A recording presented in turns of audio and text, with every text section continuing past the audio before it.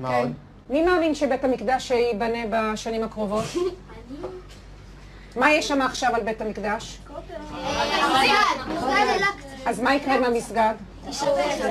יישבר? אם מכן פגש בשנה האחרונה ילד ערבי? איפה פגשת ילד ערבי? ליד הכותל. ודיברת איתו? לא, הוא דחף אותי, אבל לא הלך. ומה קורה כשאתם רואים ילד ערבי? מה אתם מרגישים? רגשות זעם. זעם? מה קורה כשאתם פוגשים ילד חילוני? מרחם עליו, שלא נולד חרדים. למה אתה מרחם עליו שלא נולד חרדי? מה הוא מפסיד? הוא לא הולך בדרך כלל. כשאתם חושבים על ירושלים בעוד 10 שנים, כולם חרדים? לא כולם חרדים, ערבים חלק חרדים. כולם יהודים, ויש גם ערבים שהם עבדים. תהיה משיח, הבנתי, כן, מה אתה אומר? שמלחמה כל הערבים ימותו, וחלק מהם יהיו עבדים.